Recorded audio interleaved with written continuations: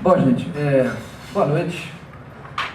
Já falei de ciência, confesso para vocês, em vários lugares, mas é a primeira vez que eu recebo um convite especial como esse para conversar de ciência num ambiente descontraído, né, na tentativa de trazer para as pessoas, principalmente que não estão ligadas à área, né, que eu trabalho, algumas curiosidades e possivelmente suscitar algumas perguntas.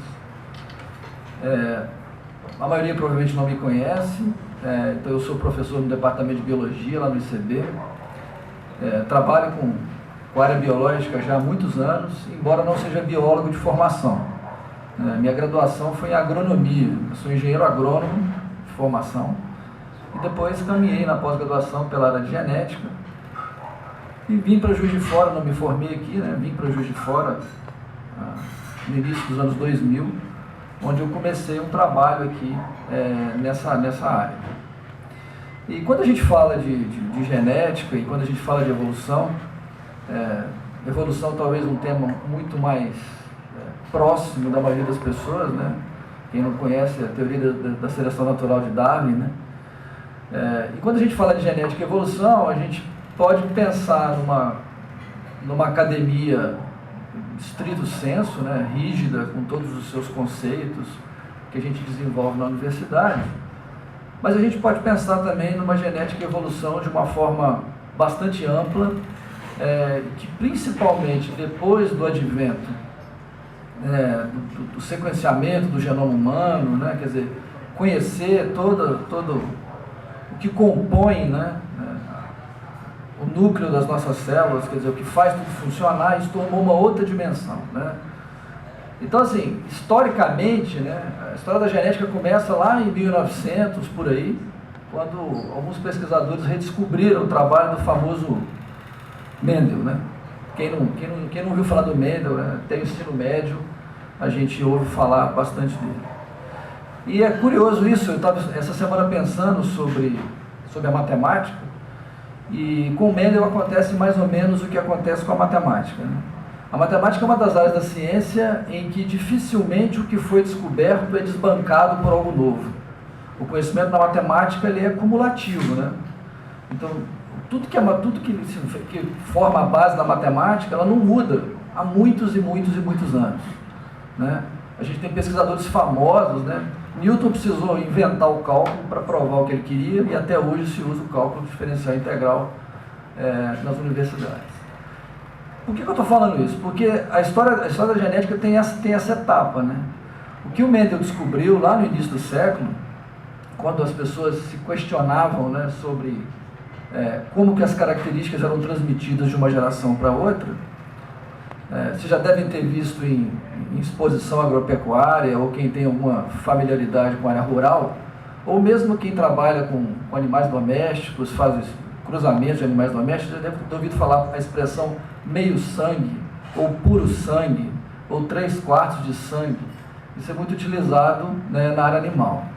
Isso vem da época, né, em que se tentava explicar, né, a origem, né, da transmissão das características pela mistura de sangue. Se achava que o sangue, né, dos casais, né, dos genitores se misturavam para dar origem à descendência. Então é nesse contexto que o Mendel vem apresentar, ele publicou o trabalho dele em uma revista de pouca divulgação na época, poucas pessoas tiveram acesso, e no início do século 3 pesquisadores então redescobriram o trabalho do Mendel. E o que ele mostrou, na verdade? Ele mostrou a forma, né, clássica de como as características são transmitidas de uma geração para outra. Esse conhecimento que o Mendel apresentou para a gente, ele tem mais ou menos um paralelo com a história da matemática, nesse sentido. Porque esse é um conhecimento que não mudou, e não vai mudar, provavelmente. Por quê? Porque ele é a base de como as características passam de uma geração para outra. Eu costumo dizer para meus alunos na universidade assim: professor, que livro que eu uso? Depende, né? Se você for trabalhar com genética mendeliana, você pode usar o livro, provavelmente os mais antigos são os melhores.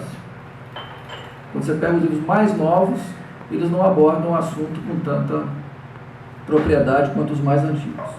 E a genética vem caminhando, né? E aí, logo depois na mesma época que o Mendel trabalhava, só para vocês terem uma noção de tempo, né? o Darwin estava trabalhando na origem das espécies, que é uma teoria que tenta explicar como que os organismos evoluem, como os organismos mudam de uma geração para outra. Enfim, o fato é que Darwin passou muito aperto para explicar a teoria da seleção natural, porque ele não conhecia o trabalho do Mendel. E eles foram contemporâneos, Só que um não teve acesso ao trabalho do outro. Tanto é que várias vezes o Darwin passou por dificuldades, porque não conseguia explicar a parte da herança, porque a coisa era transmitida de uma geração para outra. E desde que a vida surgiu na Terra, a diversidade biológica, quer dizer, o surgimento dos organismos, isso vai desde organismos mais simples até os mais complexos, incluindo a espécie humana, essa diversidade ela só existe, ela só aconteceu e ela só se espalhou pelo planeta porque esses dois processos, que na verdade, no fim das contas, acaba sendo um só, de herança e seleção natural, aconteceram ao longo da história da vida no planeta. Então, nesse aspecto, quando a gente começa a observar o que a gente tem na genética hoje, o que aconteceu mais recentemente, nos últimos anos, é que algumas técnicas permitiram a gente entrar para dentro da célula, e permitiram a gente enxergar com mais detalhes, como é que as características que nós possuímos, o que os organismos possuem, como é que essas características são, qual é a origem dessas características, na verdade, do ponto de vista biológico, do ponto de vista dentro da célula. Então, paralelamente ao desenvolvimento da genética, a gente teve o desenvolvimento de uma série de teorias, de uma série de conceitos ligados à área de evolução, que vieram dar suporte ao entendimento dessa diversidade que a gente tem hoje aí. Bom, caminhando agora um pouco mais para a nossa época, depois do advento em 1953, aí nós saímos lá do início do século, chegamos em 1953, quando dois pesquisadores descobriram a famosa molécula do DNA, descreveram a estrutura do DNA, que é onde está lá, onde está impressa, vamos chamar assim, o referencial, as frases, vamos chamar assim, daquilo que se transforma nas características que a gente visualiza em cada um de nós. Depois que isso acontece, aí uma série de metodologias, que obviamente não vem ao caso aqui a gente conversar, permitiram que a gente entrasse para dentro dessa molécula e entendesse como é que as coisas funcionam. Em linhas gerais é mais ou menos isso. E aí, chegando nos dias de hoje, onde a genética chegou aí de uns anos para cá, até para o Jornal Nacional, a gente recebe alguns alunos da universidade que falam assim, eu entrei na universidade para fazer genética. Isso é uma frase comum. Depois que faz genética comigo, desiste da disciplina. Na verdade, por quê? Porque no Jornal Nacional, quando as pessoas vão lá divulgar e falar da genética, eles falam de uma forma romântica, tecnológica, parecendo que é uma coisa assim, muito sofisticada, e as pessoas vão para aquilo porque as pessoas tendem a acompanhar aquilo que está na crista da onda. E isso aconteceu com a genética nos últimos anos.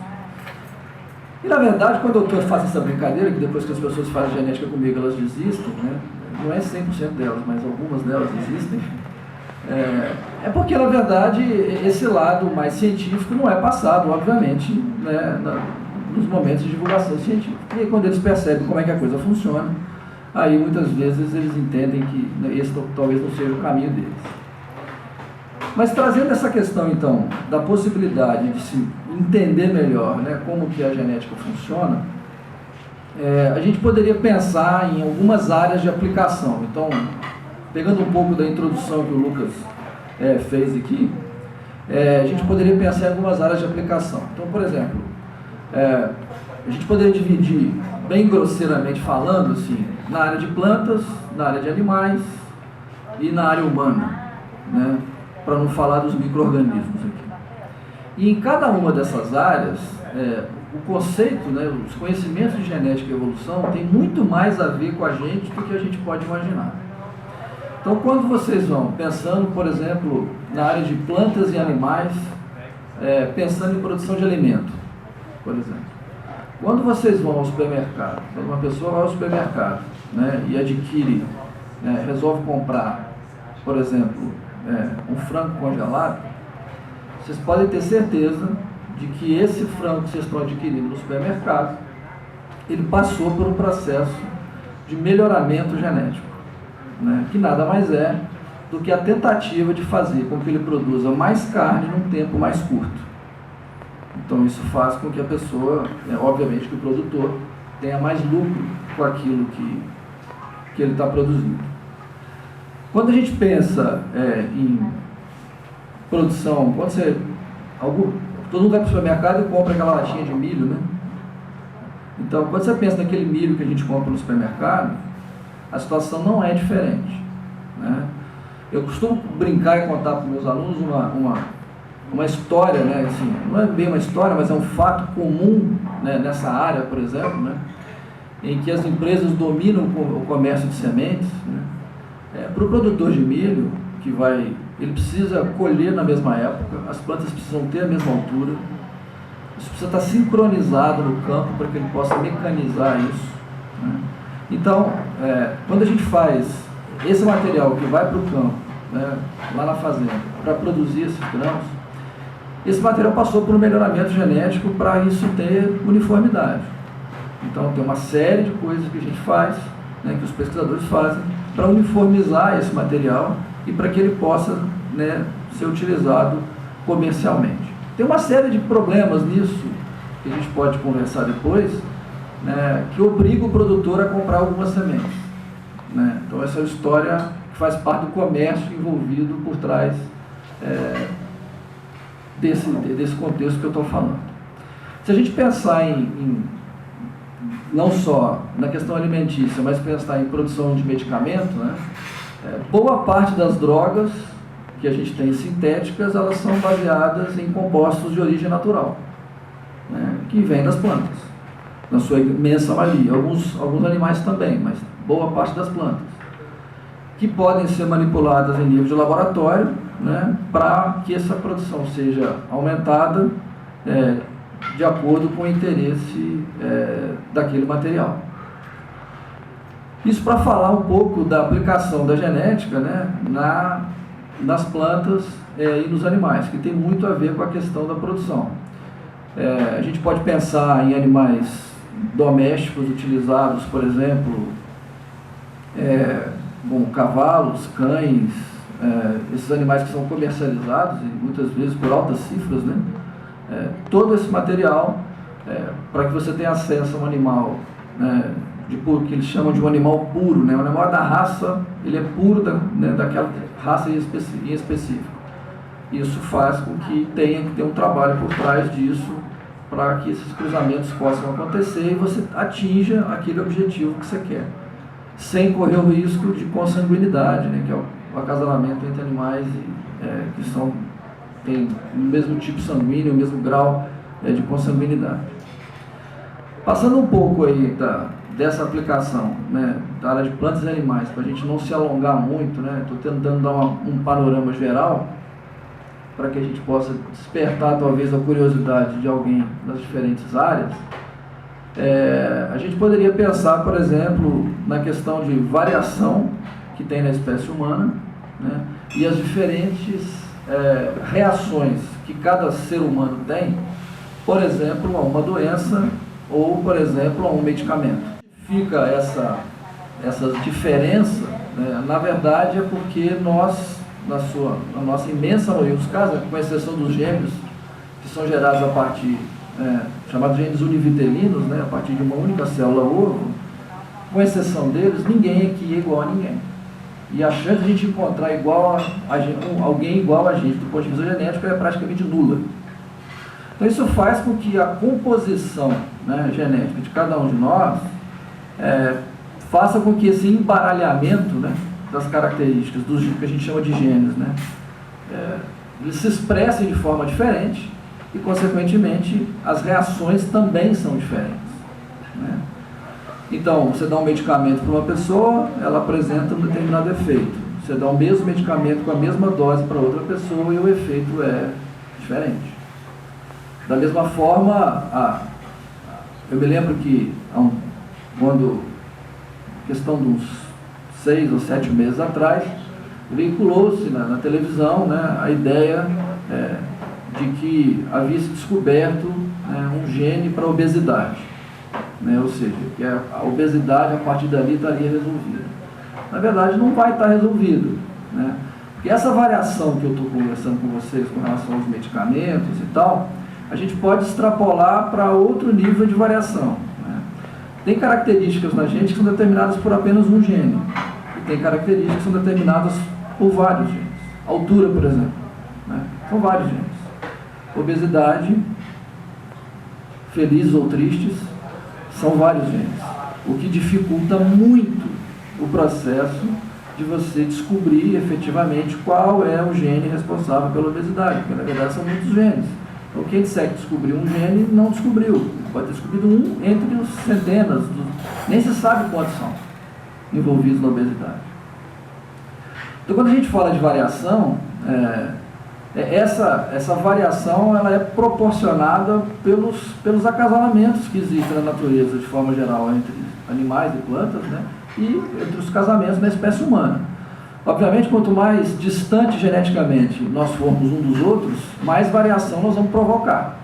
Se a gente tivesse que pegar a população de Juiz de Fora e circunscrever numa ilha, onde tivesse lá apenas 10 casais, nós estaríamos com problemas. Porque a capacidade de embaralhar 52 cartas de um baralho é muito maior do que de embaralhar 10 cartas de um baralho. Eu tenho muito menos combinações com 10 cartas do que com 52 cartas. E é isso que acontece quando a população se reduz, e isso a gente pode extrapolar para a perda de diversidade com extinção de espécie. Então a gente sai de melhoramento genético animal e vegetal, passa pela população humana e fala de extinção de espécie. O pano de fundo disso tudo é genética associada ao conceito de evolução. Ora, mas como é que essa diversidade genética na população humana se aplica ao conceito recentemente divulgado nos meios de divulgação científica, vocês devem ter visto, em que na população humana existe apenas uma raça. Porque o conceito de raça não faz sentido na população humana. Vocês devem, não sei se alguém teve acesso a esse tipo de informação, isso foi vinculado em jornais, foi vinculado na mídia, né? Na verdade, o que acontece? É que esse conceito de raça, né, que na verdade separa a população humana em alguns grupos étnicos, né, do ponto de vista genético, conceitual, né, genético, ele não faz sentido, né? Porque quando você pega os diferentes grupos raciais e faz o que a gente chama de um estudo de diversidade, a gente mede isso, a gente tem como medir o quanto uma pessoa é próxima da outra do ponto de vista genético. Existem ferramentas para isso. E quando a gente faz essa medida, né, a diferença que existe dentro dos grupos raciais, ela é maior do que entre os grupos raciais. E aí é por isso que surgiu a ideia, né, ou foi veiculado, de que não faz sentido se falar em raça. Na verdade, é como se o pano de fundo genético de toda a população humana fosse o mesmo, né? Porque, na verdade, nós viemos dos lá, isso sem falar aqui dos nossos primos mais próximos, né, os primatas. Mas, então, esse conceito é o que mais está existindo nos dias de hoje. Agora, a gente tem que tomar cuidado com esse tipo de conceito, porque é o seguinte: é inegável que o conceito de raça, do ponto de vista genético, não faça sentido. Mas também é inegável que há diferença na resposta genética das diferentes raças. Vou dar um exemplo prático para vocês. Raramente vocês vão ver um negro com cirrose, uma pessoa da raça negra com cirrose. O que eu estou querendo dizer com isso? É que a frequência das características genéticas, elas flutuam diferentemente entre os grupos. Quando você vai para um médico, né, é importante para ele saber qual que é a sua origem porque ele sabe a prevalência de algumas doenças em algumas raças, em comparação a outras raças. Então, embora do ponto de vista genético não faça sentido, né, as raças elas se desenvolveram porque a reprodução entre pessoas da mesma raça ela é maior do que entre raças diferentes. Isso faz com que aqueles grupos se tornem um pouco mais diferentes entre si. E obviamente que aqui não tem nenhum juízo de valor, de melhor ou pior ou coisa do gênero. Mas o que eu quero dizer é que, às vezes um medicamento, vocês já devem ter observado nas Olimpíadas, por exemplo, né, que em alguns esportes especificamente, você tem biotipos característicos, né, que são exitosos em alguns esportes e não são exitosos em outros. Então, o fato de não existir o conceito de raça do ponto de vista genético não quer dizer que não exista diferença na forma de tratar essas porque do ponto de vista biológico, efetivamente, essa diferença existe. Eu não sei, assim, eu estou tentando passar um panorama bem geral, né, para vocês, onde que esse tipo de conceito pode se aplicar, né? Então a gente pode, tentando resumir um pouco do que eu falei, né, passear tanto pelo mundo das plantas, do ponto de vista de aplicação dessas plantas, tanto para a produção de medicamento, quanto para a produção de alimentos, né? Inclusive, aproveitando, né, na primeira divulgação aí, né, desse nosso bate-papo aqui, né, foi divulgado que a gente falaria sobre os transgênicos, né? E a gente pode conversar sobre eles, né? Eu pedi, na verdade, para mudar, porque não é a minha área diretamente de trabalho, né? Mas, obviamente, que a gente pode conversar sobre o tema, mas não é o meu foco principal de trabalho. Então, só para fechar nossa conversa e abrir para, eventualmente, alguma questão, alguma curiosidade que vocês tenham, a minha linha de pesquisa atualmente, né, é onde eu tenho trabalhado, né, onde eu tenho focado as minhas pesquisas atualmente. Eu trabalho com diversidade, genética e evolução de plantas. Então, atualmente, um dos trabalhos que a gente tem se dedicado mais é entender, né, dentro de uma única espécie de plantas, né, de planta no caso, né, como é que o tamanho, né, do DNA varia tanto, que o que não é o que se espera, de uma forma geral. A gente espera que a quantidade de DNA que tem em todas as células humanas deve ser a mesma. É isso que a gente espera. E em todos os organismos de uma forma geral. Em plantas isso não acontece. Em plantas a variação é enorme, mesmo dentro de um mesmo grupo de plantas. A variação é muito grande. E eu tenho usado como modelo de estudo uma planta, acho que é a erva cidreira brasileira, né, chamada falsa melissa também. É uma planta usada como chá no Brasil inteiro, né, usada principalmente para problemas de estômago, também usada como calmante. Não é o capim cidreira, né, acho uma erva cidreira brasileira, o capim cidreira não é brasileiro, né. Eu tenho focado nesse trabalho. A gente teve uma experiência alguns anos atrás, fora do Brasil, onde um grupo de pesquisadores nos Estados Unidos tem uma linha de pesquisa muito parecida com a nossa. Eu tive a oportunidade de passar um tempo lá, e baseado nessa experiência lá é que eu me inspirei, vamos chamar assim, né, a desenvolver uma série de trabalhos que a gente vem fazendo aqui. Eu acho que entrar em mais detalhes sobre esses resultados seria enfadonho para vocês aqui, né? Não é o momento para isso. E aí eu queria, então, deixar em aberto, não sei se o Lucas conduz, se eu fico aqui, para que, eventualmente, vocês tenham algum questionamento, né? Porque a instrução que eu recebi é o seguinte: não fala muito para que as pessoas possam falar. Então, estou à disposição caso alguém tenha alguma curiosidade e que eu possa responder.